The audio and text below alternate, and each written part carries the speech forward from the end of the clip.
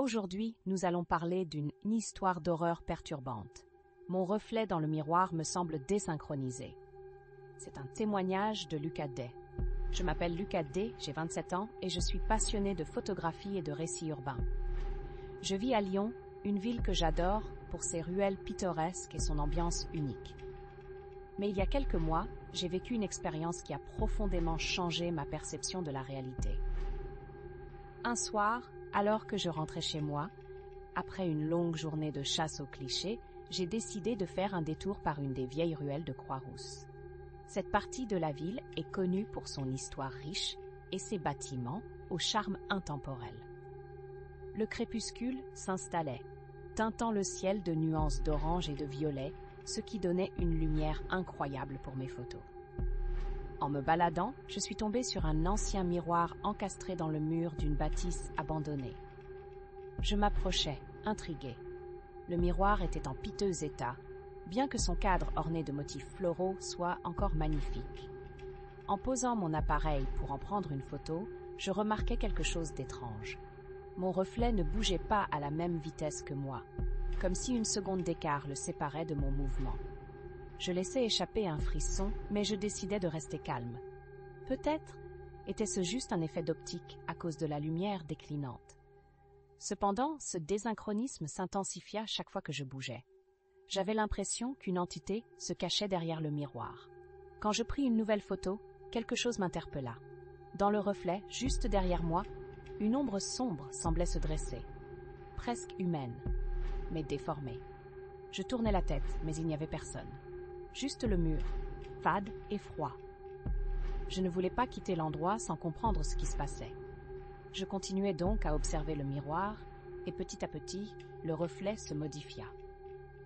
Mon visage commença à afficher une expression de terreur, bien que je ne ressente aucune peur visible à ce moment-là. C'était comme si le reflet avait sa propre volonté. L'instance durait à peine quelques minutes, mais elle me sembla une éternité. Puis, alors que l'obscurité s'installait complètement, je remarquai que l'ombre derrière moi avançait lentement vers moi à travers le miroir, tandis que je restais figée sur place. Mon cœur battait. J'ajustais mon appareil photo, et c'est alors que je compris. Il ne s'agissait pas de moi. Dans un accès de panique, j'ai décidé de me rendre uniquement dans ce miroir. Chaque mouvement que je faisais ne cessait de retarder la réaction de cette créature. Elle avançait, mais je savais qu'elle ne pourrait jamais franchir le verre. Une douce ironie, n'est-ce pas? Il était clairement temps que je parte. Je reculais lentement tandis que j'essayais d'échapper à cette vision troublante, mais à chaque pas, le reflet de ce visage grotesque me poursuivait. J'étais maintenant hors de moi, et un instinct de survie m'ordonna de partir. Je fis demi-tour et courus à toute vitesse dans les ruelles jusqu'à arriver chez moi. Une fois rentrée, j'étais encore sous le choc. Alors, je décidai d'en parler à ma meilleure amie, Marie. Elle s'intéresse au paranormal et à l'occultisme, et peut-être qu'elle aurait des réponses. Nous avons décidé de nous retrouver autour d'un café pour discuter de ma récente découverte. En lui racontant mon expérience, je vis dans ses yeux une lueur d'inquiétude qui ne me rassura pas. Elle me parla des légendes autour des miroirs, disant qu'ils seraient des portails vers d'autres dimensions. Cela me fit froid dans le dos. Elle insista pour que je revienne sur les lieux avec elle le lendemain pour voir si nous pouvions obtenir des réponses. Nous nous concertâmes pour retourner dans cette ruelle, le lendemain soir. La lune brillait haut dans le ciel et j'avais l'impression d'être suivie, comme si les ombres elles-mêmes prenaient vie. En nous approchant du miroir, nous prîmes une lumière de poche et illuminâmes son reflet. Le miroir semblait encore plus brisé qu'auparavant et une sensation étrange m'enveloppa. Nous communiquâmes tous deux, mais Marie, plus intuitive, suggéra que j'essaie d'interagir avec le reflet, que je lui parle. Je lui avouai tout. Mon nom sur mon ton le plus apaisant.